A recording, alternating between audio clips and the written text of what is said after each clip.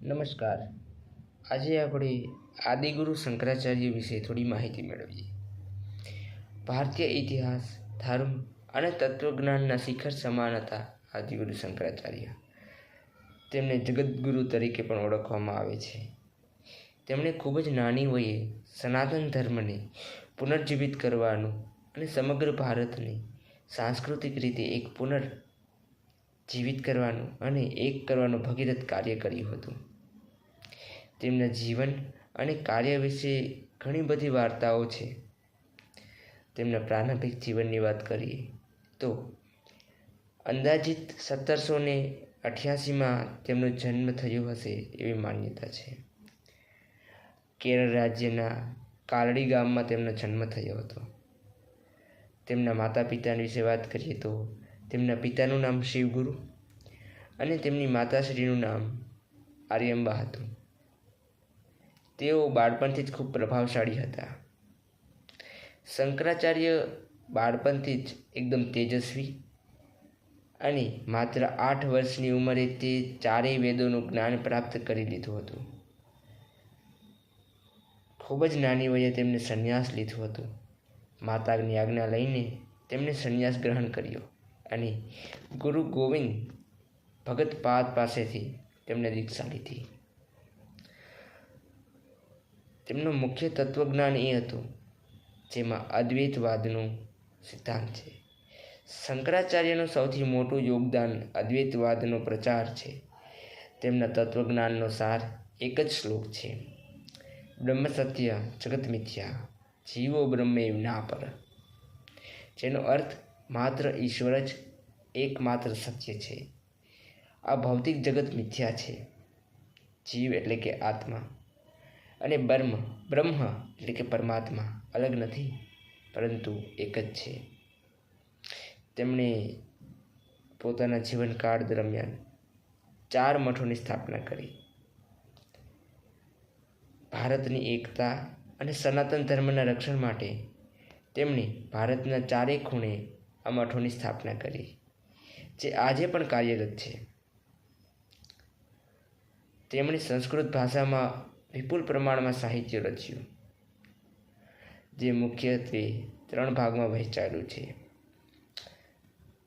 ભાષ્યની વાત કરીએ તો તેમાં ઉપનિષદો, શ્રીમદ ભગવદ્ ગીતા અને બ્રહ્મસૂત્ર પર તેમણે ટીકાઓ લખી છે, જે આજે પ્રસ્થાનત્રયી ભાષ્ય તરીકે ઓળખવામાં આવે છે.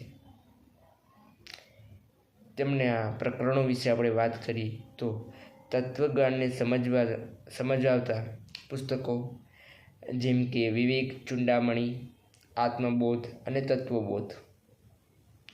ભક્તિરસથી ભરપૂર સ્ત્રોતો જેમાં ભજગોવિંદમ, સૌંદર્ય લહરી, શિવ માનસ પૂજા અને નિર્વાણ અષ્ટકમ ખૂબ જ પ્રખ્યાત છે. પંચાયત પૂજા તે સમયે સમાજમાં શિવ, વિષ્ણુ, દેવી, સૂર્ય અને ગણેશની ઉપાસકો વચ્ચે ઘણા બધા મતભેદો હતા. શંકરાચાર્યે આ 5 દેવી દેવતાઓની પૂજા કરાવીને બધા સંપ્રદાયને એક કર્યા. તેમણે ભારતભરમાં ભ્રમણ કરી તે સમયના અનેક વિદ્વાનો સાથે શાસ્ત્રાર્થ કર્યો અને વૈદિક ધર્મની પુનઃસ્થાપના કરી.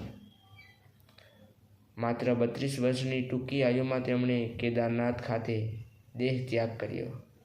આદિગુરુ શંકરાચાર્ય માત્ર એક ધર્મગુરુ ન હતા, પરંતુ એક મહાન કવિ હતા, તાર્કિક, સુધારક અને રાષ્ટ્ર નિર્માતા હતા. તેમનું જીવન સાબિત કરે છે કે જ્ઞાન અને ભક્તિ દ્વારા મનુષ્ય ઉચ્ચતમ શિખર પર સર કરી શકે છે. આદિગુરુ શંકરાચાર્યના એવી માન્યતા છે, તેમના 10 શિષ્યો હતા, જેમાં આજે વર્તમાન સમયમાં તેમને દશનામ તરીકે પણ ઓળખવામાં આવે છે. ગિરિ, પુરી, ભારતી, વન, અરણ્ય, સાગર, સરસ્વતી, તીર્થ, આશ્રમી, પર્વત, સરસ્વતી, આવી રીતે 10 શિષ્યો એમના હતા. અને આ નામ અલગ અલગ શિષ્ય અલગ અલગ પ્રદેશમાં જઈ અને તેમના જ્ઞાનના જ્યોતને પ્રજ્વલિત રાખે અને લોકોમાં અજ્ઞાનતાને દૂર કરે. જે શિષ્ય જે વિસ્તારમાં ગયો તે શિષ્યના અનુયાયીને તે નામ પરથી જાણીતા થયા. આ તો શ્રી આદિગુરુ શંકરાચાર્ય વિશે ટૂંકો પરિચય. ફરી મળીશું નવા કોન્ટેન્ટ સાથે, નવા અધ્યાય સાથે. નમસ્કાર.